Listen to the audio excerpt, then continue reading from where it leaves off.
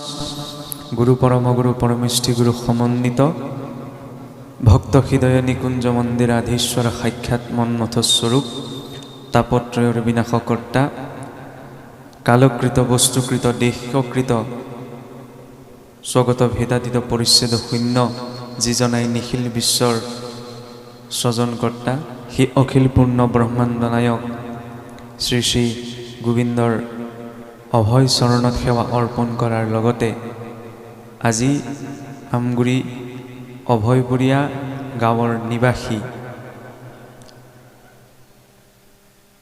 লগতে দুলীয়াজান স্থিত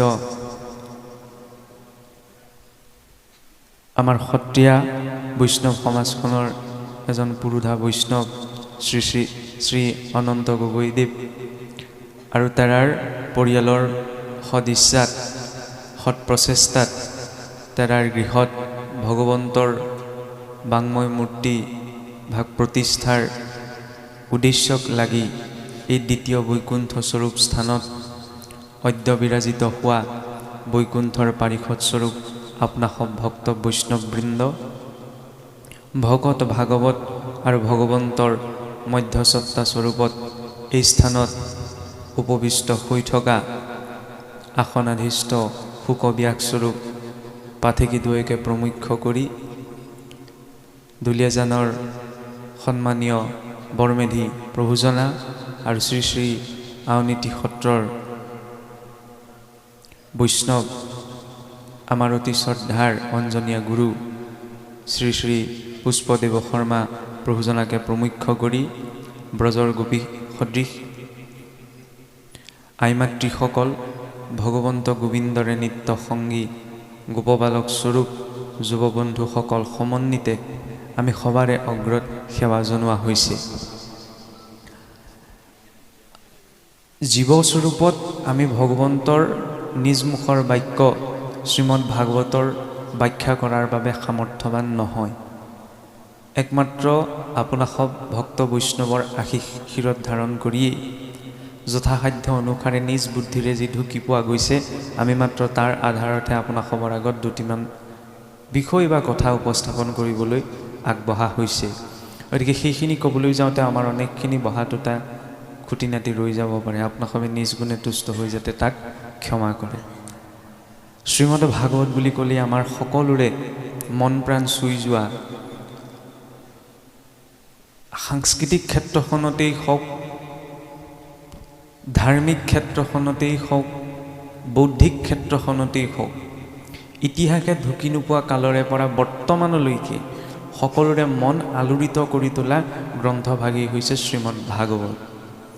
সেইবাবে এই শ্ৰীমদ ভাগৱতক কোৱা হৈছে যে সমস্ত বেদ বেদান্তৰ সাৰ বুলি। বেদ বেদান্ত আদি অষ্টাদশ পুৰাণত যিমান প্ৰকাৰৰ ভৌতিক আধ্যাত্মিক জ্ঞানৰ আলোচনা হৈছে এই সমস্ত জ্ঞানৰ সাৰভূত শাস্ত্ৰস্বৰূপ হৈছে মহাভাগৱত। সমস্ত বেদান্ত সাৰহী শ্ৰী ভাগৱত মিশ্যতে। সমস্ত বেদান্ত অৰ্থাৎ জ্ঞানো যি স্থানত শেষ হৈছেগৈ সেই জ্ঞানৰো নিৰ্হিত ৰস মূল তত্ত্বস্বৰূপ কথাখিনি আহিছে এই ভাগৱতক হৃদয় গ্ৰন্থ। আধ্যাত্মিক প্ৰক্ৰিয়াটোত সেইকাৰণে আমাক গুৰুসকলে কয় যে পোনপ্ৰথমতে আমি ভাগৱতৰ কাষ চপাৰ আগমুহূৰ্তত গীতাৰ কাষ চাপিব লাগে। কাৰণ গীতাত মূল আলোচিত বিষয় হৈছে পাঁচটা, যে ঈশ্বৰ কি, পৰমাত্মা কি, জীৱাত্মা কি, প্ৰকৃতি কি, কাল কি, মায়া কি। এই পাঁচোটা বিষয়ক যেতিয়ালৈকে জনা নাযায় তেতিয়ালৈকে ভাৱ আৰু ভক্তিটো সহজে নোপজে। কেলৈ নোপজে বুলি কোৱা হৈছে? কাৰণ আমি যদি ঈশ্বৰক নাজানো, পৰমাত্মাক নাজানো যে পৰমাত্মা কোন হয়, মই যদি নিজক নাজানো মই কোন হয়, প্ৰকৃতি কি, কৰ্ম কি, মায়া কি, সম্পূৰ্ণ ৰূপত নহ'লেও অন্তত এই পাঁচোটাৰ প্ৰতি সম্যক ধাৰণা এটা লাগে। আমি যদিও কওঁ ভক্তি মাৰ্গ আটাইতকৈ শ্ৰেষ্ঠ কিয়নো ভক্তি আটাইতকৈ সহজ, কিন্তু এটা দৃষ্টিৰ পৰা চাবলৈ গ'লে ভক্তি আটাইতকৈ কঠিনো। কিয় কঠিন বুলি কোৱা হৈছে? কাৰণ ভক্তি মাৰ্গত যিসকল শ্ৰেষ্ঠ উচ্চ কোটিৰ ভক্ত হৈ গৈছে সেইসকলে জীৱনত যিমানখিনি সাধনা কৰিব লগা হৈছে অন্য কোনো জ্ঞান কৰ্ম মাৰ্গত সেইখিনি সাধনা কৰিবলৈ কিন্তু ইমান বিস্তাৰিত ৰূপত দেখিবলৈ পোৱা নাযায়। কিয় কোৱা হৈছে? ভক্ত প্ৰহ্লাদে যিমানখিনি কষ্ট ভুগিলে, ভক্ত ধ্ৰুৱ, বিপ্ৰ দামোদৰ, ৰজা হৰিচন্দ্ৰইতো নিজৰ সৰ্বস্ব ত্যাগ কৰি, আমি যিটো লৌকিক ভাষাত সৰ্বশান্ত বুলি কওঁ, সৰ্বশান্ত হৈ গ'লগৈ, যে নিজৰ পত্নীক বিকিব লগা হৈ গ'ল, নিজৰ পুত্ৰক বিকিব লগা হৈ গ'ল। কম ডাঙৰ কথা নে? আমি সাধাৰণ মানুহে সেই স্থিতিটো কল্পনাও কৰিব নোৱাৰোঁ। কি কৰিছিল তেওঁলোকে? তেওঁ কৰ্মযুগৰ আশ্ৰয় কৰা নাছিল, তেওঁ জ্ঞান যুগৰ আশ্ৰয় কৰা নাছিল, তেওঁ ভক্তি যুগৰে আশ্ৰয় কৰিছিল। গতিকে ভক্তি বুলি কওঁতে আমি ভাবোঁ যে সহজ, আমি সহজে কৰিব পাৰিম। কিন্তু যেতিয়ালৈকে ঈশ্বৰৰ কৃপা নহয়, তেতিয়ালৈকে আমি ঈশ্বৰৰ ভক্তিও কৰিব নোৱাৰোঁ। কাৰণ আমাৰ নিজাৰ সামৰ্থ্যতা নাই যে আমি ঈশ্বৰক আমি নিজে উপাসনা কৰিব পাৰিম। ঈশ্বৰৰ কৃপাৰ আগমুহূৰ্তত প্ৰয়োজন গুৰুৰ কৃপা, কাৰণ গুৰু কৃপা অবিহনে ইষ্ট কৃপা পাব নোৱাৰি। আৰু গুৰু কৃপা প্ৰাৰ্থী হ'বলৈ হ'লে প্ৰয়োজন সন্তসকলৰ কৃপা। সন্ত কৃপা অবিহনে গুৰু কৃপা অসম্ভৱ, আৰু গুৰু কৃপা নহ'লে ইষ্ট কৃপা অসম্ভৱ। সেইবাবে আমি ভক্তি মাৰ্গটোত আগবাঢ়িবলৈ হ'লে পোনপ্ৰথমতে কাৰ আশ্ৰয়ৰ জৰিয়তে যাওঁ? ভকতসকলৰ বা সন্তসকলৰ, বৈষ্ণৱসকলৰ। কাৰণ বৈষ্ণৱৰ আশ্ৰয় নকৰাকৈ আমি গুৰুলৈ যাব নোৱাৰোঁ, আৰু গুৰুৰ আশ্ৰয় নোহোৱাকৈ ঈশ্বৰৰ ওচৰলৈ যাব নোৱাৰোঁ। সেইবাবে ভাগৱত মাৰ্গটো পোনপ্ৰথম প্ৰয়োজনীয় বস্তুটোৱে আমাক দেখুৱাইছে, বিষয়টি দেখুৱাইছে যে সৎসংগ। সৎসংগৰ জৰিয়তে যে জীৱ কেনেকুৱা এটা স্থিতি প্ৰাপ্ত কৰে তাৰ প্ৰত্যক্ষ প্ৰমাণ হৈছে শ্ৰী নাৰদদেৱ। শ্ৰী নাৰদদেৱৰ কথা আমি সকলোৱে জানো যে পূৰ্বতে তেওঁ এগৰাকী দাসীৰ সন্তানহে আছিল, কিন্তু দাসী পুত্ৰ হোৱাৰ পাছতো সন্তসকলৰ সংগত হৰি কথা শুনাৰ বাবে তেওঁৰ অন্তৰ মনত ভগৱত ভক্তিটো জাগ্ৰত হৈছিল। আৰু সেই ভগৱত ভক্তি আচৰণ কৰিয়েই সেই দাসী পুত্ৰয়ো নাৰদদেৱৰ দৰে পাৰিষদী তনু লাভ কৰিব পাৰিছিল। আৰু সেই সন্তসকলৰ সংগত থাকিলে কি হয় সেই কথা ভাগৱতে আমাক স্পষ্ট ৰূপত একাদশত ভগৱন্ত কৃষ্ণই তেওঁৰ ভক্ত উদ্ধৱৰ আগত কৈছে যে সাধু সংগে অনেকে পাইলে কমূৰগতি,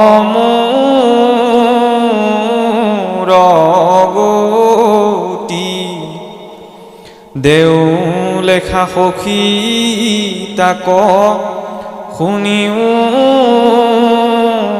সম্প্ৰতি, যক্ষ ৰক্ষ বৃক্ষ পশু পক্ষী পালে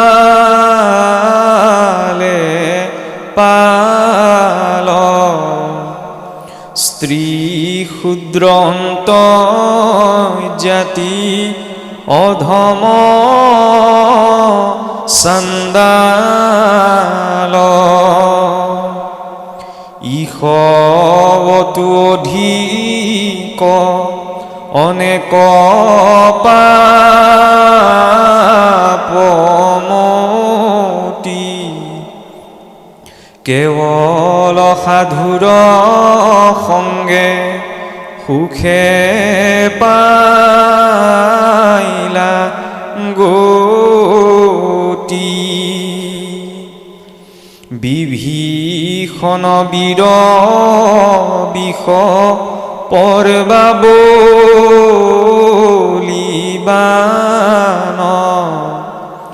জাম্বৱন্ত জটায়ু সুগ্ৰীৱ হনুমান,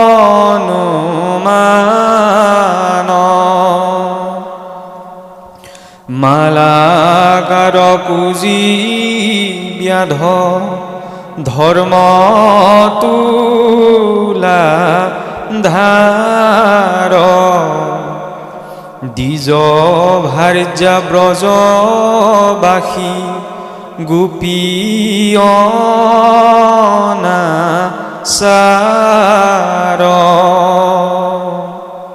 নাহি একো তপ শৌচ নপঢ়িলে বেদ, নজানয় শাস্ত্ৰ একো তত্ত্বভেদ,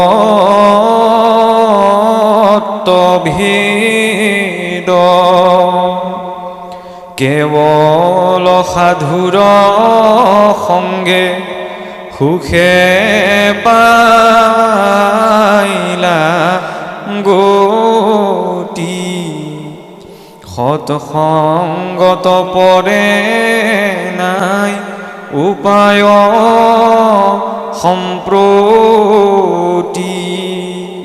ভগৱন্তই ভক্ত উদ্ধৱৰ আগত কৈছে যে সেই উদ্ধৱ চোৱা, যক্ষ ৰক্ষ বৃক্ষ পশু পক্ষী পালে পাল, স্ত্ৰী ক্ষুদ্ৰ অন্তেজ জাতি অধম চাণ্ডাল, ইষবতো অধিক অনেক পাপমতি কেৱল সাধুৰ সংগে সুখে পাইলা গতি। যে বৃক্ষ পশু পক্ষীৰ পৰা আৰম্ভ কৰি যক্ষ ৰক্ষলৈকে একমাত্ৰ সৎসংগৰ আশ্ৰয় কৰাৰ কাৰণেই সৎগতি প্ৰাপ্ত কৰিছে। প্ৰমাণ কি বোলে? ব্ৰজৰ গোপীসকলেও কাম ভাৱতহে ঈশ্বৰক ভজনা কৰিছিল, ঈশ্বৰক বিচাৰিছিল। নজানয় নাহি একো তপ শৌচ নপঢ়িলে বেদ, নজানয় শাস্ত্ৰ একো তত্ত্বভেদ। কোনো তপ সজাচাৰ ব্ৰত বিধান একো পালন নকৰাকৈ সৎসংগৰ আশ্ৰয়ৰ জৰিয়তে সেইসকল তৰি যাব পাৰিল। কিন্তু ইয়াৰ অৰ্থ এইটো কোৱা হোৱা নাই যে আমি ব্ৰত সদাচাৰক আশ্ৰয় নকৰাকৈও বা ব্ৰত সদাচাৰক উপেক্ষা কৰি সৎসংগতে গতি পাম বুলি সদায় সৎসংগত আছোঁ, নিজেই সেইকাৰণে ব্ৰত সদাচাৰ একো পালন নকৰিম, তেনেদৰে আমাৰ গতি প্ৰশস্ত হ'ব। যেতিয়া ভক্ত এজনে বিনয়ী ভাৱত, চাওকচোন, সেইকাৰণে আমাৰ যে কোৱা হয় বৰ বেছি কথা জানিব নালাগে বুলি, কাৰণ কিছুমান কথা জানিলেও আমাৰ বিপদ হয় বুলি যে কয়, তাতো এটা দৰ্শন আছে। শাস্ত্ৰীয় কিছুমান কথা এনেকুৱা আছে, জনাৰ পাছত যদি মই তাৰ বিৰুদ্ধে আচৰণ কৰোঁ তেতিয়াহ'লে সেইটো শাস্ত্ৰৰ অপৰাধত পৰে। কিন্তু কোনোবা এজন ব্যক্তিয়ে যদি সেই বিষয়টো নজনাকৈ আচৰণ কৰিছে, অন্ততঃ সমাজত তাক ক্ষমা কৰি দিয়া যায়, বা তেওঁ নাজানি পেলাই কৰিলে বুলি। সেই ভক্তিত সদায় গুৰুত্বতা দিয়া হৈছে সৰলতাত আৰু বিনয়ী ভাৱটোত। কাৰণ ভগৱন্তৰ ওচৰ চাপিবলৈ হ'লে ভক্তজনৰ ভিতৰত 6টা ভাৱৰ প্ৰয়োজন। যি 6টা ভাৱৰ কথা আমাক গুৰুৱে আশ্ৰয় প্ৰদান কৰোঁতে, শৰণ প্ৰদান কৰোঁতে সেই 6টা ভাৱৰ কথা আমাক কয় যে ভক্তি মাৰ্গত বা ভাগৱত মাৰ্গত এই 6টা ভাৱ যদি আমাৰ ভিতৰত নাথাকে তেতিয়ালৈকে ঈশ্বৰ ভক্তিৰ ক্ষেত্ৰত আমি আগবাঢ়িব নোৱাৰোঁ। 6টা ভাৱ কি? যে অনুকূলস্য সংকল্প প্ৰতিকূলস্য বৰ্জনম, ৰক্ষিষ্য ভীতি বিশ্বাসো গোপ্তোক্তে বৰ্ণম যথা, আত্মনিক্ষেপ কাৰ্পণ্য যন্ত বিধি শৰণাগতি। যে পোনপ্ৰথম হৈছে ঈশ্বৰৰ যিখিনি অনুকূল, ভক্তিৰ যিখিনি অনুকূল বিষয়বস্তু সেইখিনি জীৱনত গ্ৰহণ কৰিব লাগে। ভক্তিৰ যিখিনি প্ৰতিকূল বস্তু সেইখিনি জীৱনৰ পৰা বৰ্জন কৰিব লাগে। তৃতীয়তে ঈশ্বৰেই যে সকলোৰে নিয়ন্ত্ৰণকৰ্তা, সকলো সময়তে এই কথা স্বীকাৰ কৰি সকলো কৰ্ম কৰিব লাগে। চতুৰ্থতে, পঞ্চমতে ঈশ্বৰেই যে আমাৰ সকলোৰে অভিভাৱক, ঈশ্বৰে যে একমাত্ৰ একোজন মালিক, সেই কথা স্বীকাৰ কৰি জীৱনৰ প্ৰতিটো কাম কৰিব লাগে। পঞ্চমতে কি আছে? যে ঈশ্বৰৰ ওচৰত সম্যক আত্মনিবেদন। আৰু ষষ্ঠতে ঈশ্বৰৰ ওচৰত দৈন্য ভাৱ, দীনতা, যে অনুকূল আৰু প্ৰতিকূল। এতিয়া চাওকচোন, কি কৰিব লাগে কি কৰিব নালাগে এইবিলাক কথা আমি নিজৰ এই অনুকূল প্ৰতিকূল শব্দ দুটাৰ পৰাই বিচাৰ কৰি ল'ব পাৰোঁ। ঈশ্বৰৰ ক্ষেত্ৰত 3টা সহজ ভাৱ আছে। যে ঈশ্বৰে বেয়া কথা নকয়, ঈশ্বৰে বেয়া বস্তু নাখায়, আৰু ঈশ্বৰে বেয়া কৰ্ম নকৰে। এইটো হৈছে ঈশ্বৰৰ অনুকূল আচৰণ। গতিকে ভক্ত হিচাপত বৈষ্ণৱ হ'বলৈ হ'লে, ভক্ত হ'বলৈ হ'লে, ভগৱত ভক্তি আচৰণ কৰিবলৈ আমাৰ জীৱনত এই 3টা মৌলিক আচৰণ লাগে। যে ঈশ্বৰে বেয়া কথা নকয়, গতিকে ময়ো নকওঁ। ঈশ্বৰে বেয়া আচৰণ নকৰে, ময়ো নকৰোঁ। ঈশ্বৰে বেয়া বস্তু নাখায়, গতিকে ময়ো নাখাওঁ। বিচাৰ কৰাৰ দায়িত্ব আমাৰ নিজৰ। ভক্তিৰ প্ৰতিকূল সকলো বস্তু পৰিত্যাগ। ভক্তিৰ প্ৰতিকূল কিখিনি বস্তু? বেয়া বস্তু, বেয়া বাক্য, বেয়া কৰ্ম, এইখিনি ভক্তি প্ৰতিকূল। গতিকে এই প্ৰতিকূল বিষয়খিনি জীৱনৰ পৰা পৰিত্যাগ, সেয়ে হৈছে সাধনা। আৰু ইয়াৰ পাছত যে ঈশ্বৰে যে সকলোৰে নিয়ন্ত্ৰণকৰ্তা। সাধাৰণ মানৱিক চিন্তাত আমি এইটো ভাবোঁ যে মোৰ ঘৰখন, মোৰ সমাজখন মই ভবামতে হ'ব লাগিব, তেতিয়াহে ভালদৰে হ'ব। কাৰণ এনেকুৱা এটা হয়, মই ভাবোঁ কি মোৰ মতে সকলো হ'ব লাগিব, আকৌ মোৰ লগতে থকাজনে ভাবে নহয় মোৰ মতে এনেকৈহে হ'ব লাগে। সেইটোৱে হৈছে ভ্ৰম, সেইটোৱে হৈছে মায়া। আমি ভাবোঁ কি যে মোৰ মতে হ'ব লাগে, কিন্তু ইয়াত আপোনাৰ মতেও একো নহয়, মোৰ মতেও একো নহয়, যি হ'ব ঈশ্বৰৰ মতে। ভক্তজনে এই কথাটোত বহুত কঠিনভাৱে, বহুত কঠোৰভাৱে বিশ্বাস কৰে যে নিয়ন্ত্ৰণকৰ্তা একমাত্ৰ ঈশ্বৰহে। সেইকাৰণে তেওঁ কি কয় যে মানয় অপমান মিলে ঈশ্বৰ ইচ্ছায় বিচাৰত সুখ দুখ দাতায়াননায়।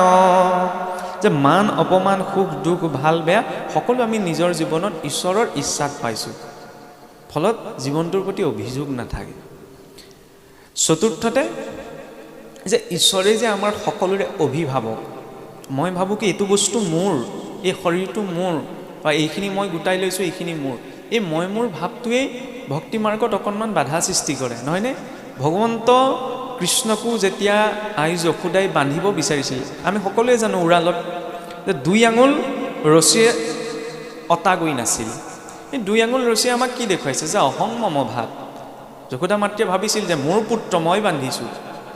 গতিকে ভক্তিয়ে সেই ইমান সামান্যতম অহংকণকো নষ্ট কৰিলেহে তেওঁৰ সেই ঈশ্বৰক প্ৰাপ্ত কৰাৰ পথটো প্ৰশস্ত। সেয়ে স্বয়ং জগতৰ ঈশ্বৰক পুত্ৰ ৰূপত পায়ো যশোদা মাতৃত সেই কথা আমি প্ৰমাণ চাব পাৰোঁ।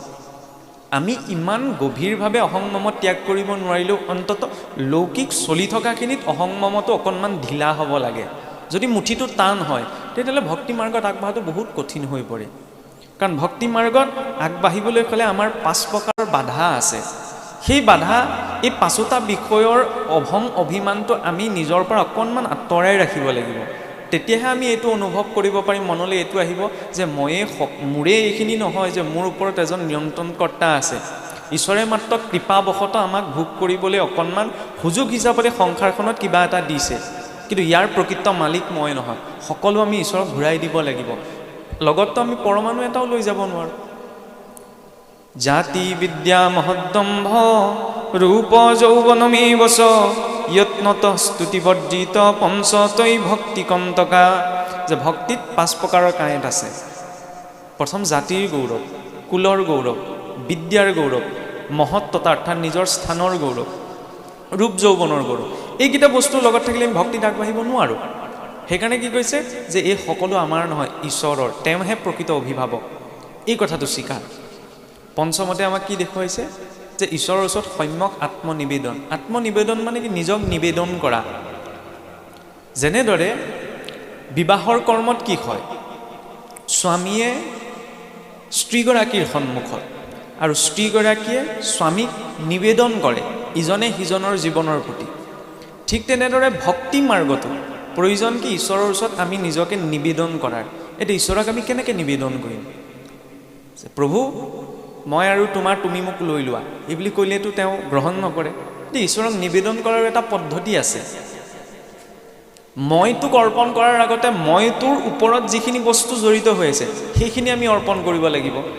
যেনেকৈ চাওকচোন, ফলটোৰ ওপৰত বাকলি থাকে, বাকলিটো গুচালেহে ভিতৰত আমি ফলটো পাওঁ। ঠিক তেনেদৰে এই শৰীৰৰূপী বাকলিটোৰ ভিতৰতহে জীৱাত্মা আছে।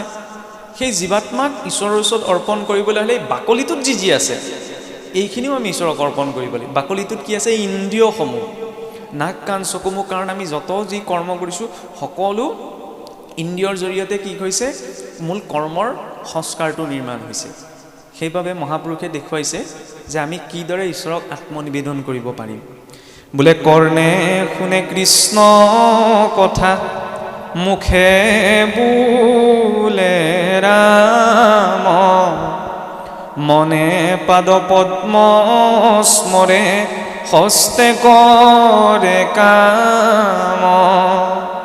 কৃষ্ণৰ প্ৰতিমা দেখে চক্ষুৱে ভক্তক, বিষ্ণু বুদ্ধি কৰি হিৰে নমে সমস্তক। নিৰ্মাল্য তুলসী ঘ্ৰাণ লৱে নাসিকায়,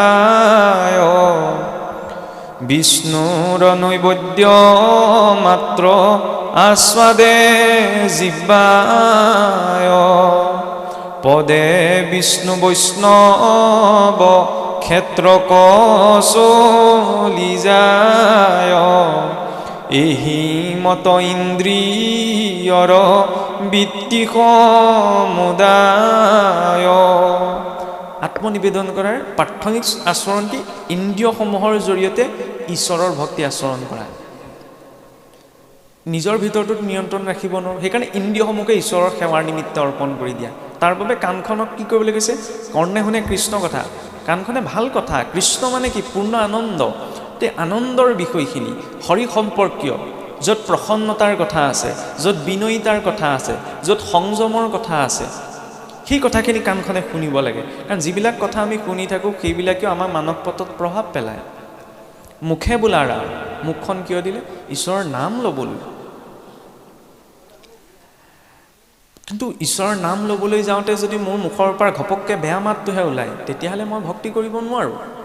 কাৰণ আগতে অসুৰবিলাকেও ইমান বেয়া মাত মতা নাছিলে, আজিকালি আমি মানুহবিলাকে যিমান বেয়া মাত মাতোঁ, হয়নে নহয়? চাওকচোন, বেয়া মাতটো আমাক কোনেও শিকাব নালাগে, কিন্তু ৰাম বা কৃষ্ণ বুলি ক'বলৈ শিকাব লাগে। অন্ততঃ এইটো গ্লানিটোৰ ভিতৰত আমাৰ অনুভৱ হ'ব লাগিব যে মুখখন দিছে ঈশ্বৰে, অন্ততঃ ভাল তেওঁৰ নাম উচ্চাৰণ কৰিবলৈ, তেওঁক স্মৰণ কৰিবলৈ। আমি 10জনৰ আগত বেয়া মাত্ৰা মই মাতিবলৈ লাজ নকৰোঁ, কিন্তু 10জনৰ আগত ৰামকৃষ্ণ বুলি ক'লে আকৌ লাজ কৰোঁ নহয়। সমস্যাটো সেইখিনি।